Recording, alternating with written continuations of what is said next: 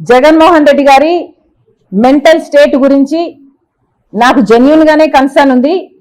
ఎందుకంటే మాట మాట్లాడితే చాలు నేను చంద్రబాబు గారి చేతిలో రిమోట్ కంట్రోల్ ఆయన చెప్తేనే చేస్తున్నాను అని మాట్లాడుతున్నాడు.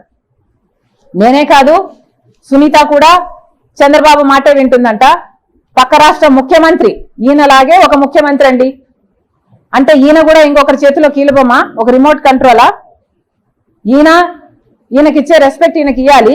పక్క రాష్ట్ర ముఖ్యమంత్రి గురించి మాత్రం ఇంకొకరి చేతిలో కీలుబొమ్మ అని మాట్లాడుతున్నారు. అర్థం ఉందా అండి? అది కూడా రేవంత్ రెడ్డి అంట చంద్రబాబు గారి చేతిలో కీలుబొమ్మ అంట. చంద్రబాబు ఇక్కడ జైలుకు కూడా వెళ్ళాడు. ఈయనకే అంత పవర్ ఉంటే మరి ఈయన జైలుకి ఎందుకు వెళ్తాడండి? అలాంటి ఆయన చేతిలో ఆయన కీలుబొమ్మ అంట. సో చంద్రబాబు గారి చేతిలో నేను కీలుబొమ్మ, చంద్రబాబు గారి చేతిలో సునీత కీలుబొమ్మ, చంద్రబాబు గారి చేతిలో రేవంత్ కీలుబొమ్మ, చంద్రబాబు గారి చేతిలో మోడీ కూడా కీలుబొమ్మే చంద్రబాబుతో పొత్తు పెట్టుకున్నందుకు.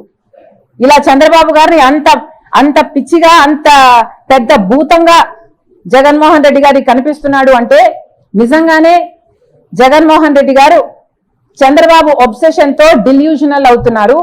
ఆయన మెంటల్ కండిషన్ ఒకసారి చెక్ చేయించుకోవాలని కోరుతున్నాం. ఇంతేకాదు జగన్మోహన్ రెడ్డి గారు మళ్ళీ గోబల్స్ ప్రచారం చేస్తున్నారు.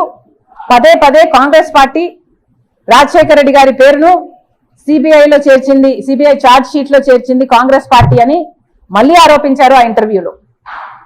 జగన్మోహన్ రెడ్డి గారికి మళ్ళీ చెప్తున్నాం, అది చెప్పకముందు ఇంకొక విషయం కూడా గుర్తు చేస్తున్నాం. మీ గోబల్స్ ప్రచారానికి మీకు ఏమాత్రం విలువలు ఉన్నాయి అని, విలువలు విశ్వసనీయత చాలా ఉన్నాయని మీరు చెప్పుకుంటారు కదా, అసలు మీకు ఏ విలువలు ఉన్నాయో ఈ ప్రశ్నలకు సమాధానం చెప్పండి.